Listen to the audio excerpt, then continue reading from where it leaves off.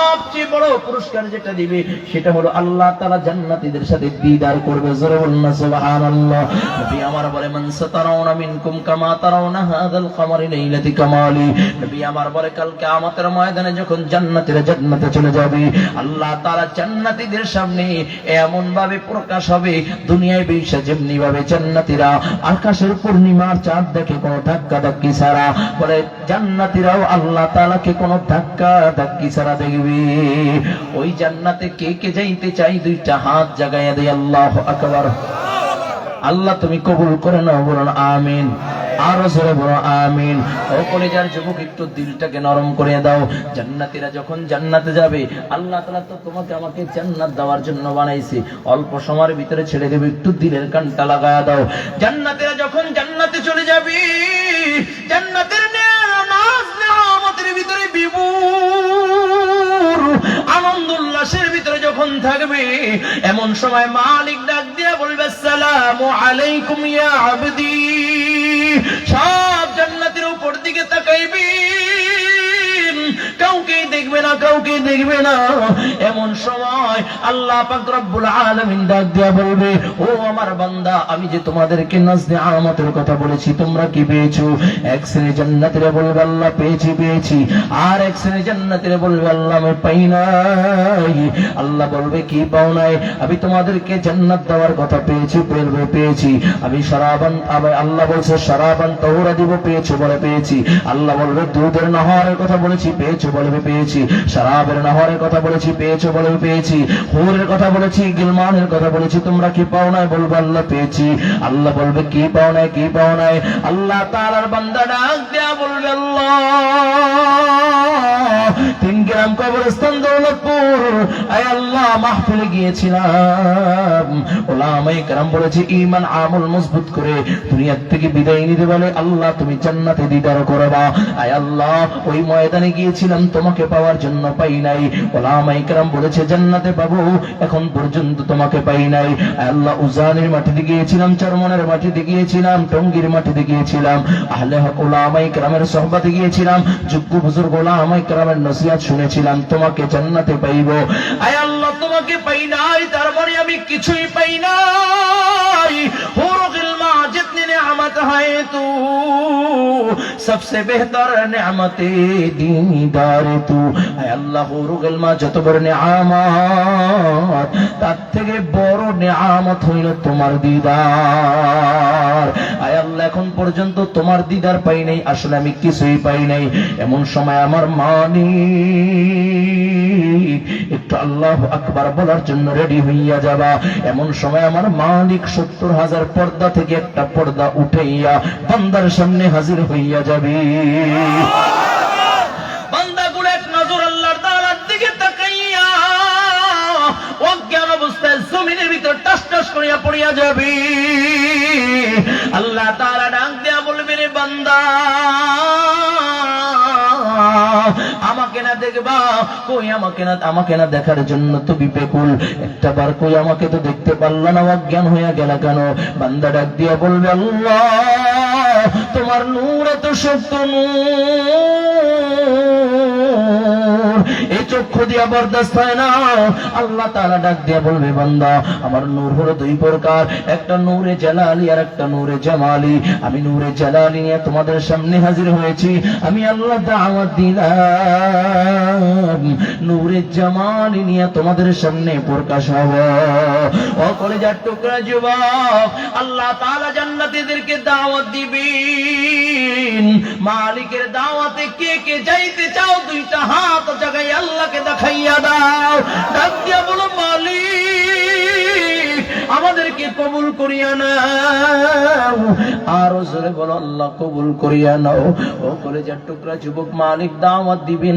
সবাই মালিকের দাওয়াতে যখন হাজির হবে, মালিক বিশাল বড় স্টেজ করবেন, বিশাল বড় প্যান্ডেল করবেন। প্যান্ডেলের ভিতরে মুতির মেহরাব বসাবেন। ওই স্টেজের ভিতরে আল্লাহ তাআলা আকর্ষণীয় 2টা চেয়ার রাখবেন।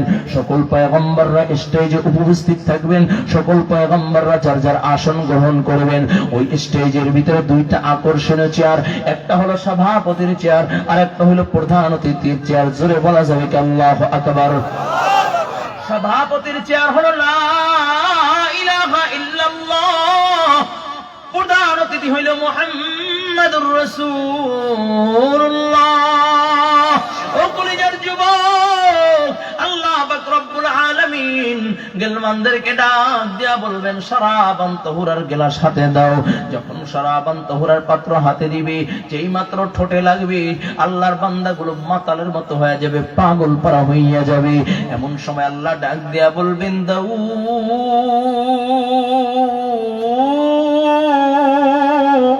দুনিয়ার জমিনে আমি তোমার কণ্ঠ সবচেয়ে সুন্দর করে বানাইছি, এত সুন্দর কণ্ঠ আমি কাউকে দেই নাই, কাউকে দেই নাই।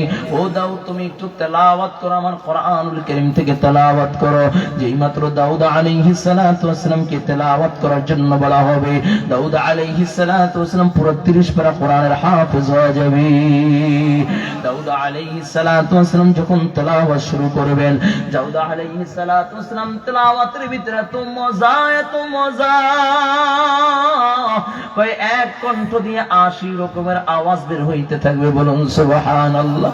এমন সময় আল্লাহ তাআলা ডাক দিয়ে বলবেন দাউদ তেলাওয়াত বন্ধ করো, আমার কোরআনের জন্য তুমি কষ্ট করো নাই, আমার কোরআনের জন্য তায়েফের ময়দানে তুমি রক্ত ঝরাও নাই, আমার কোরআনের জন্য উহুদের ময়দানে তুমি রক্ত ঝরাও নাও।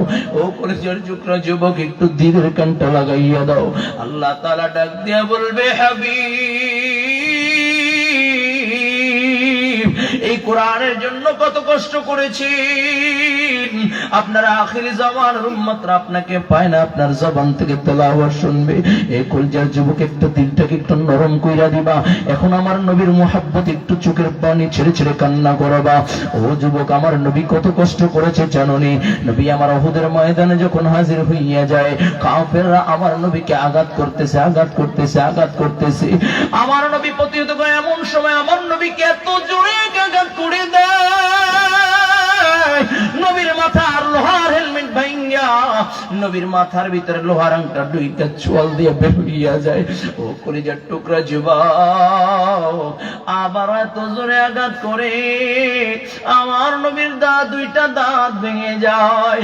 নবী আমার উহুদের গুহায় পড়িয়া যায়, কাফেররা ছড়াইয়া দেয় কদ কতিলা মুহাম্মদ। আল্লাহর নবী দুনিয়ায় নাই, আল্লাহর নবী দুনিয়ায় নাই, আল্লাহর নবী দুনিয়ায় নাই। ও যুবক, একটু দিলটাকে একটু নরম করিয়া দাও, একটু দিলটাকে নরম করিয়া দাও। যেই মাত্র সাহাবায়ে কেরামের কানে আওয়াজ পৌঁছায়, সাহাবায়ে কেরাম বলে ডাক দিয়া বলো, ও নবীর সাহাবীরা কার জন্য বেঁচে থাকবা? যেই দুনিয়ায় নবী নাই, ওই দুনিয়ায় বেঁচে থাকারও দরকার নাই। ও কলিজার টুকরা যুবক, আল্লাহর নবী উহুদের গুহায় পড়ে রইলেন, পুরা উহুদের ময়দানে ছড়াইয়া যায়, আল্লাহর নবী দুনিয়া নাই। হযরত আলী বলেন, আমি সেই সংবাদ পয়সা যারা শহীদ হয়েছে, এই সংবাদ যেই মাত্র আমার কানে পৌঁছায়, যারা শহীদ হয়েছে তাদের কাছে গেলাম, যে দেখি আল্লাহর নবী নাই। আবার যারা আহত অবস্থায় আছে তাদের কাছে গেলাম, যে দেখি মায়ের নবী নাই। আবার যারা জীবিত আছে তাদের কাছে গেলাম, যে দেখি মায়ের নবী নাই। হযরত আলী বলেন, আমি সিজদায় পড়ে ডাক দিলাম, মানি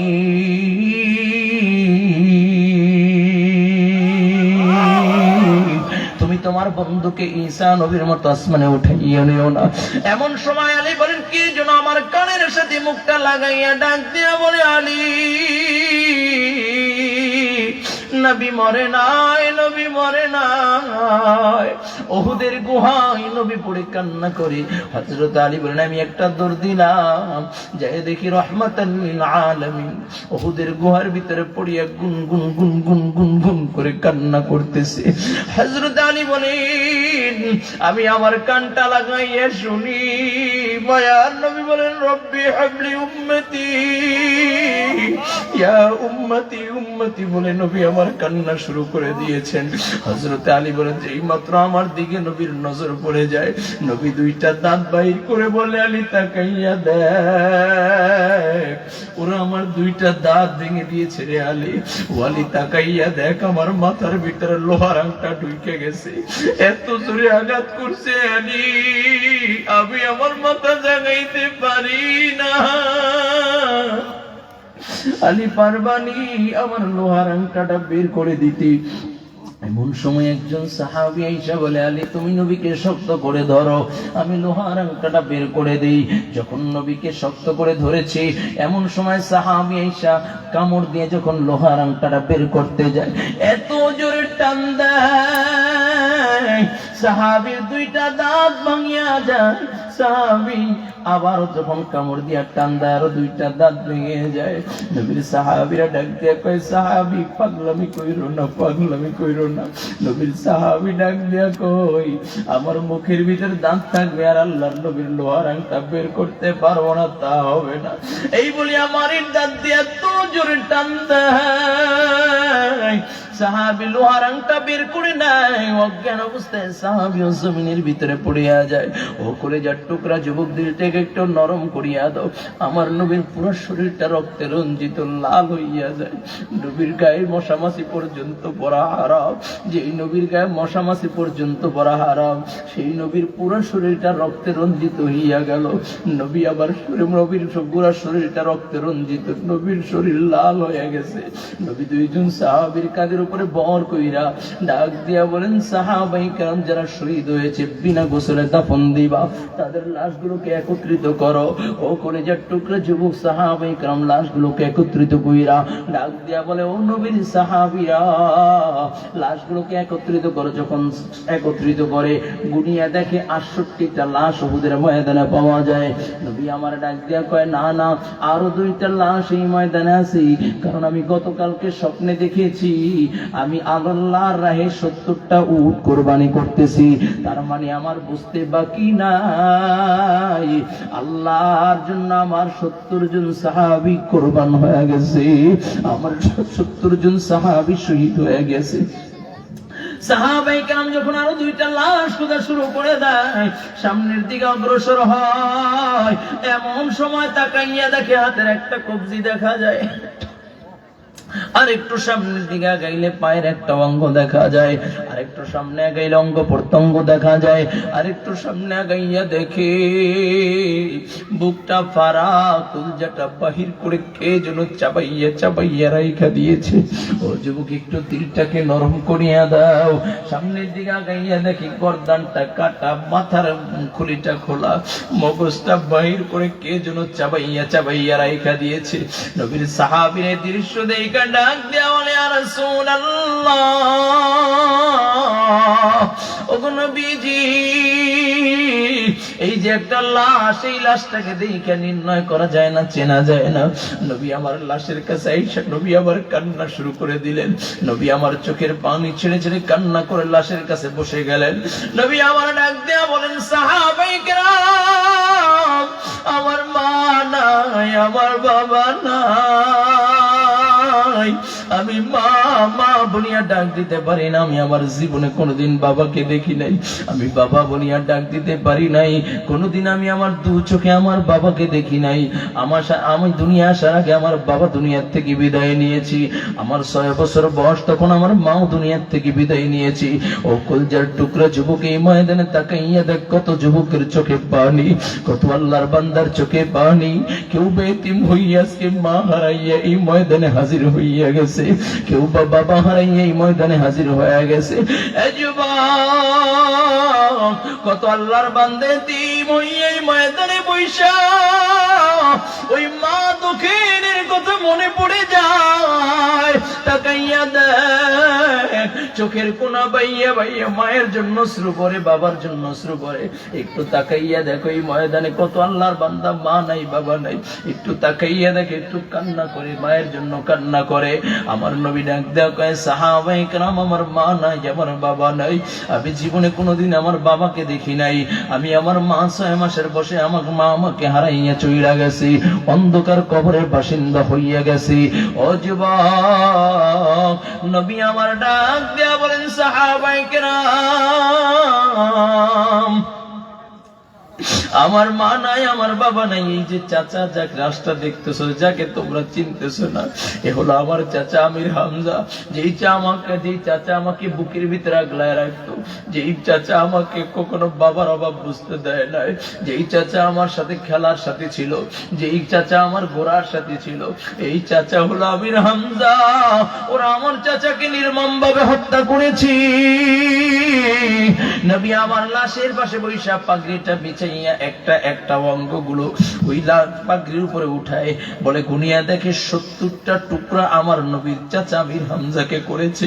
নবী যখন পাগড়িতে পেঁচাইয়া 68টা লাশের পাশে রেখা দেয়, এমন সময় তাকাইয়া দেখে কে যেন দৌড়ে আসে আর ডাক দিয়া বলে, নবীর সাহাবীরা, আমার স্বামী নাপাক, আমার স্বামীকে বিনা গোসলে দাফন দিবা না, আমার স্বামী নাপাক, আমার স্বামী নাপাক। দৌড়ে আসতে আসতে আমার নবীর সামনে হাজির হইয়া যায়, ডাক দেয়া বলে, ইয়া রাসূলুল্লাহ, ইয়া হাবিবাল্লাহ,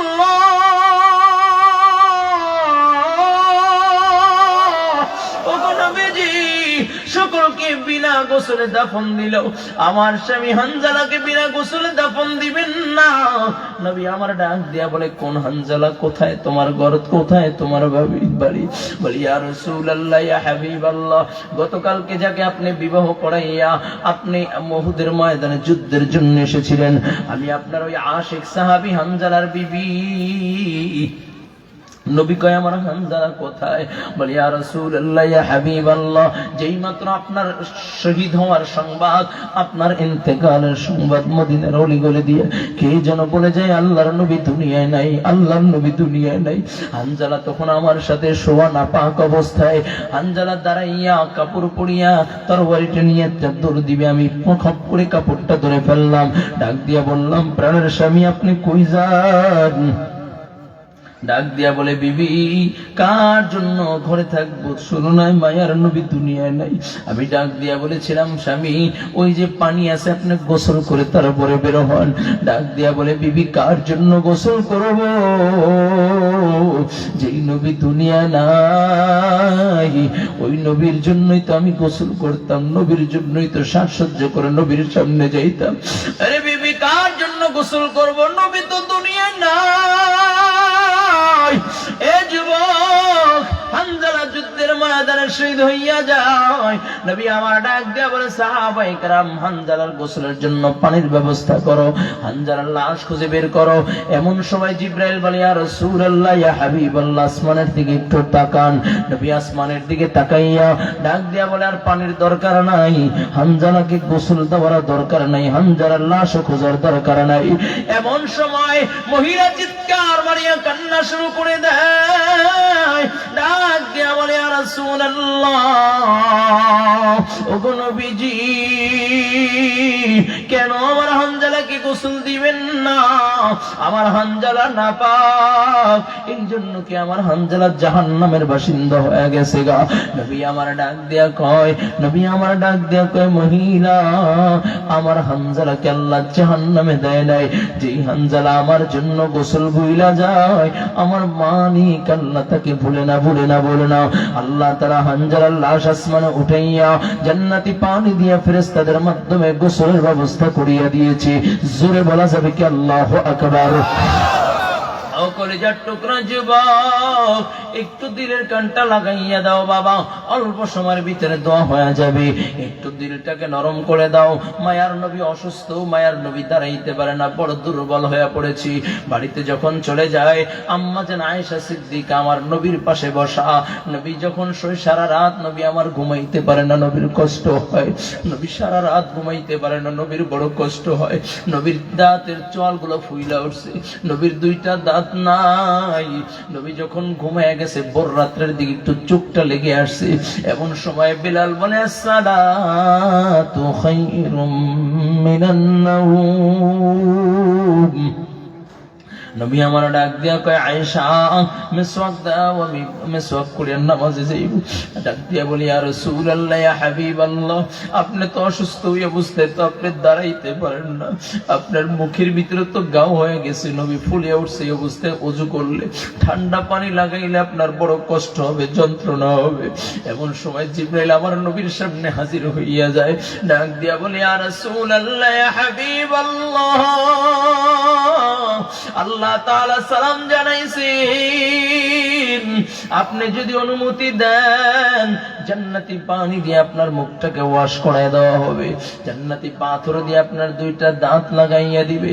আল্লাহ তাআলা বলেছে আপনাকে দেখতে বেশি একটা ভালো লাগে না, দুইটা দাঁত নাই। নবী আমার ডাক দিয়া কয় জিবরাইল, আল্লাহ তাআলাকে যাইয়া বলবা আমাকে ভালো না লাগলে যেন আমার দিকে না তাকায়, আমার দিকে তাকানো লাগবে না, আমার দিকে তাকানো লাগবে না, কারণ জিবরাইল আমার দুইটা দাঁত ভেঙে গেছে, কাল কিয়ামতের ময়দানে যখন আমার উম্মতগুলোকে জাহান্নাম গ্রাস করিয়া নিতে যাবে, তখন আমি আল্লাহ তাআলাকে ডাক দিয়া বলবো মালিক, আমার এই দুই দাঁতের উসিলায় আমার উম্মতগুলোকে মাফ করিয়া দাও। কলিজার টুকরা যুবক, আজকে এই ময়দানে যারা আসছো নবীর উম্মত হইয়া অন্ধকার কবরে জাহান্নামে জ্বলবা, তোমার আমার নবী সহ্য করতে পারবে না, কারণ নবী বড় মহাব্বত করেন, নবী বড় ভালোবাসেন। আজকে ওই নবীর মহাব্বতে, নবীর ভালোবাসায় আজকে এই ময়দানে যারা আসছো রে বাবা, আর কোনোদিন গুনাহ করবা না, নামাজ ছাড়বা না, বেপরদায় চলবা না, পরনিন্দা করবা না, মা বাবাকে কষ্ট দিবা না। ও কলিজার টুকরা যুবক, আজ কোনোদিন নামাজ ছাড়বা না। যদি বলো হুজুর আমার নামাজ পড়ার সময় পাই না, আমি স্টুডেন্ট মানুষ, পড়তে ব্যস্ত থাকি, তাকাইয়া দেখো কত কলেজ ভার্সিটির ভিতরে কত আল্লাহর বান্দা আছে, দাড়ি রেখা, টুপি রেখা, জুব্বা পইরা, সুন্নাত তরিকায় চইলা 5 ওয়াক্ত নামাজ পড়ে, নামাজ ছাড়ে না। তুমি কেন পারবা না? কপাল বুঝি পইরা গেছে। কত চাকরিজীবী আল্লাহর বান্দা আছে, চাকরি করে ঘুষ খায় না, নামাজ ছাড়ে না। তুমি কেন পারবা না? কপাল বুঝি পইরা গেছে। কত রিকশা চালক আল্লাহর বান্দা আছে, রিকশা চালায় 5 ওয়াক্ত নামাজ পড়ে, নামাজ ছাড়ে না। তুমি কেন পারবা না? কপাল বুঝি পইরা গেছে। ও কলিজার টুকরা যুবক, এই ময়দানে যারা আছো, আজ থেকে তওবা করবা। আমার মতো গুনাহগার আর কেউ নাই, আমার মতো পাপী আর কেউ নাই। এই অন্ধকার কবরে তো আমার যাওয়াই লাগবে। এই জন্য ওই কবরে যাওয়ার আগে আজকে আমি তওবা করলাম, আর কোনোদিন গুনাহ করব না, বেপরদায় চলবো না, নামাজ ছাড়বো না, পরনিন্দা করব না, মা বাবাকে কষ্ট দিব না। তোমাদের যদি তওবা করতে মনে চায়, গুনাহমুক্ত জীবন গইরা দুনিয়ার থেকে বিদায় নিতে মনে চায়, আল্লাহ তাআলার জান্নাতি মানুষ হইতে মনে চায়, দুইটা হাত আমার আল্লাহকে দেখাইয়া দাও। একটু ডাক দিয়া বলো আল্লাহ, আর জোরে আওয়াজ করে ডাক দিয়া বলো আল্লাহ। এতদিন অন্যায় করেছি, পাপাচার করেছি, আর কোনদিন অন্যায় করব না, বেপরদায় চলবো না, পরনিন্দা করব না, মা বাবাকে কষ্ট দিব না, নামাজ ছাড়ব না, ওলামায়ে আহলে হকদেরকে গালি দিব না, ফেসবুক ইন্টারনেটে বাজে কমেন্টস করব না, ওলামায়ে কেরামদেরকে গালি দিব না, ওলামায়ে কেরামের বিপক্ষে লাগব না। আয় আল্লাহ, তুমি আমাদেরকে কবুল করে নাও, বলুন আমিন আমিন ইয়া রাব্বাল আলামিন। ও কলিজার টুকরা যুবক, অল্প সময়ের ভিতরে দোয়া হয়ে যাবে। এই ময়দানে যারা আসো, ওই অন্ধকার কবরে যাওয়া লাগবে কি লাগবে না? জোরে বলেন, জোরে বলেন, জোরে বলেন, লাগবে কি লাগবে না?